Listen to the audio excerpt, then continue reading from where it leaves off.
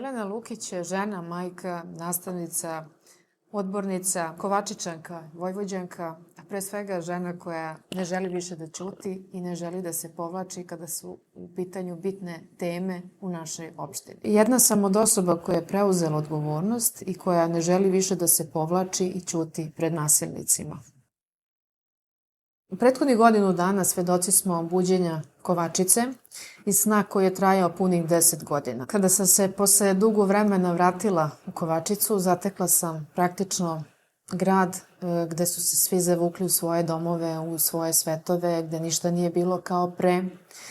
Imala sam utisak kao da sam došla u grad duhova. Ljudi su se bili zavukli i zatvorili u svoje domove, u svoje male svetove, da ne bi gledali nasilje koje se svuda oko njih dešava, a o kome se javno nije govorilo. Ja sam bila jedna od onih koji su o tom nasilju progovorili i zato sam platila otkaz za mogućnošću da sada radim posao za koji sam se školovala. Sada su, kako vidimo, mnoge društvene grupe ustale protiv ovog sistema i strah je u velikoj meri nestao i to mi je veoma drago da znam i da vidim, a najviše zahvaljujući studentima koji su zaista probudili uspavane građane i građanke opštine Kovačica.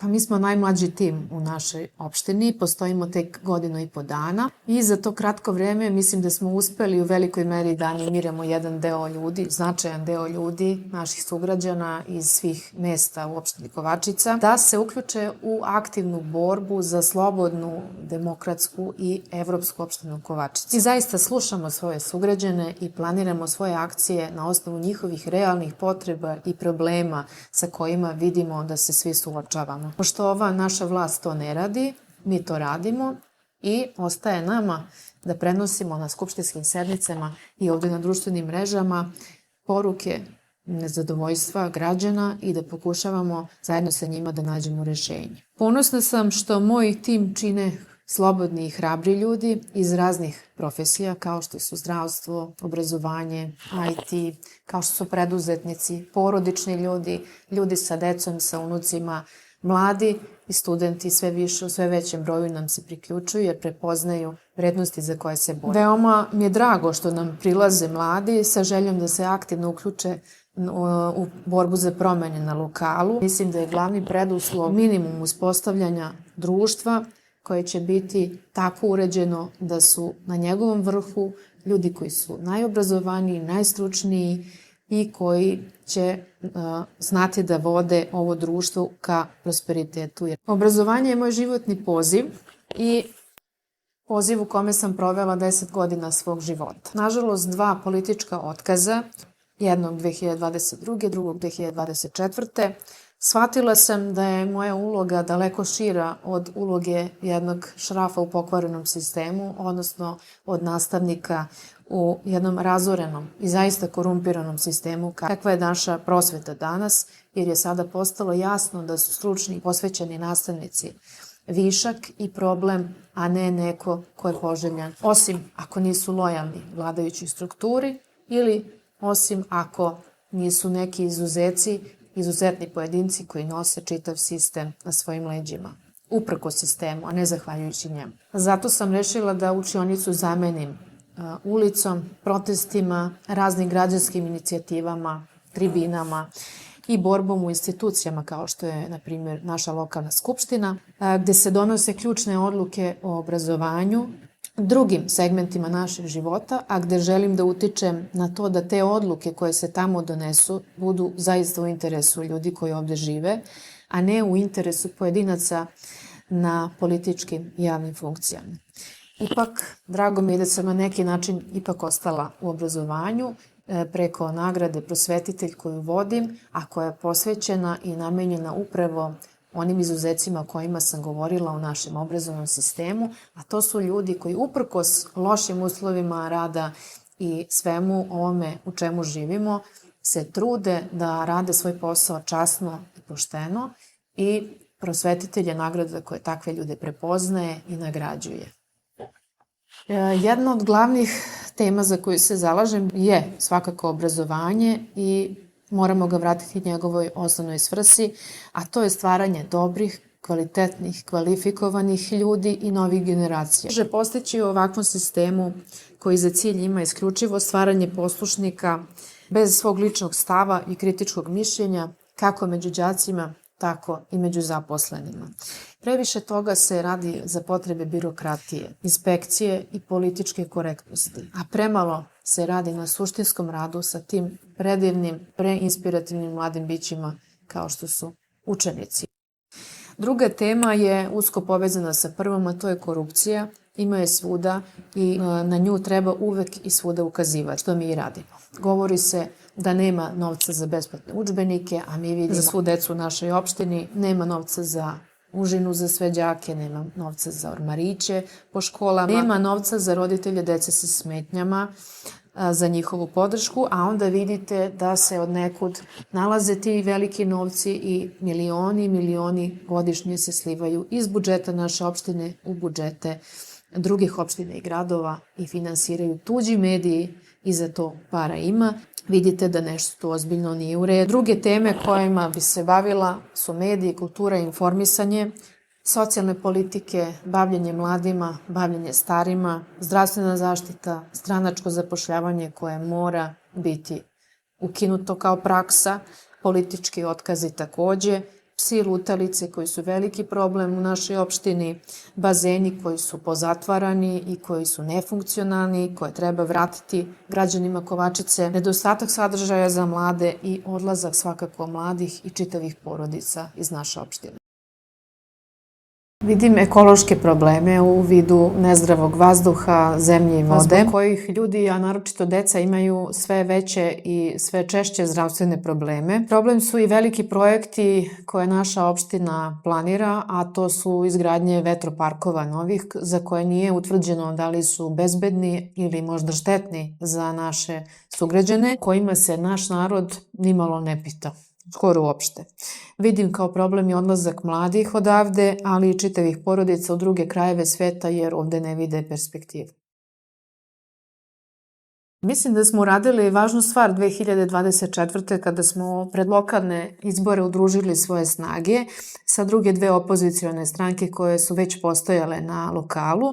Mislim da je to u velikoj meri osnažilo ljude i probudilo nadu, a nakon 10 godina mrtvila i beznađa ovde. Mi smo se kao Narodni pokret Srbije u Kovačici pojavili kao nova mlada snaga, bez ikakvog prethodnog političkog znanja i iskustva, sa novim pristupom politici i novim idejama, što je naišlo na veliki odziv i podršku sugrađana. Udružili smo se dakle sa mnogo politički iskusnijim partnerima i osvojili smo gotovo 1/3 glasova na lokalu, što u tom trenutku nije bilo ni malo lako. I verujem da je jako važno održati tu saradnju, da ona bude korektna kao i naši odnosi međusobni, pa čak i onda kada se u nečemu ne slažemo. Jedini cilj sada treba da nam bude dogovor i organizacija i koordinacija i rad na tome kako da smenimo ovaj režim, a onda tek možemo razgovarati o drugačijim idejama i pristupima. Bojim se da svoju snagu, fokus i energiju vrlo često u poslednje vreme rasipamo na neke nebitne stvari, na neke razmirice, neslaganja i nepoverenje.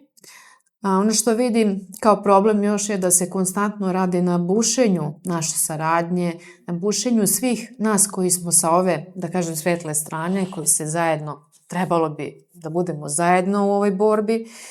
Ko to radi, da li radi SNS ili neko sa ove naše strane, to je pitanje i to će se nekada videti, ali to je posebna tema za razgovor. Činjenica je da je do izbora još dalek put i da do tada imamo još mnogo posla da uradimo i da je najbitnije da mi svi budemo na istoj strani, da znamo da smo zajedno i da napravimo jedan opšti dogovor, jedan front koji će dovesti do pobjede.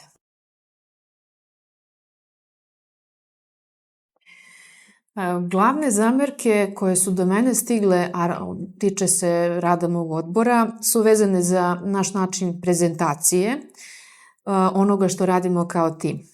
Možda ljudi ovde nisu još uvek na to navikli, ali suština svake nove organizacije koje se te gradi je da postane vidljiva i da ljudima predstavi svoje ideje, svoj program, ljude i tako dalje. Mi na sreću imamo mnogo kvalitetnih ljudi, kao što sam rekla, u našem timu i do sada smo imali mnogo uspešnih akcija na lokalu. Ne vidim zašto bi nekome bio problem i zašto bismo krili nešto da smo radili, ako smo to radili i glumili neku lažnu skromnost. Mi smo nova politička opcija, gradimo svoj politički identitet, a društvene mreže su danas jedini način na koji možemo da dođemo do javnosti koja bi nas videla, jer medije nemamo. Jedini način je da nas neko čuje i vidi, je da objavimo nešto na društvenim mrežama i da nešto ispričamo na skupštini. To su nam dve opcije i lično u kontaktu sa građanima.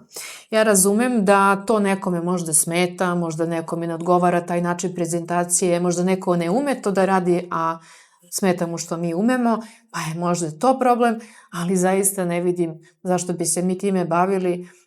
Naše je da radimo najbolje što umemo u interesu naše zajednice i da to posle naše pravo i obaveza i dužnost da pokažemo šta smo uradili. Znači svako bira način na koji će da vodi svoj rad, svoj tim, svoju organizaciju. Da, želim da istaknem i to da već više od godinu dana vodim vrlo uspešnu stranicu Kovačica protiv nasilja, koja je za malo više od godinu dana stekla 2500 pratilaca. Tu su se ljudi dosta informisali, dosta su pratili objave na toj stranici, sadržaje koje smo tamo delili i verujem da je ta stranica doprinela dosta ovih godinu i po dana u podizanju svesti ljudi o tome šta se zapravo dešava kod nas u opštini.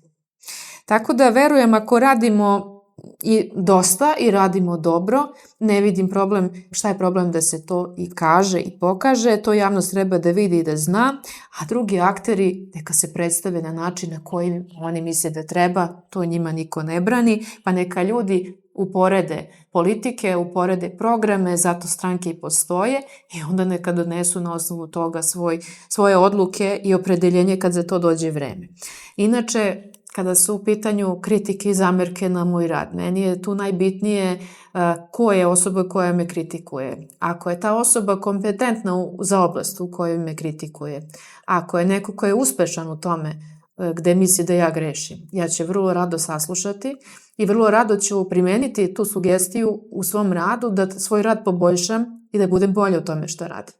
Ali znate, vrlo često se dešava da vas kritikuju ljudi koji zaista nemaju veze sa onim što vi radite, koji nikada se time nisu bavili, koji možda nemaju ni sposobnosti, ni veštinu, ni hrabrosti da se bave time, pa vam daju neke savete, neke kritike, onako sedeći iz fotelje od kuće.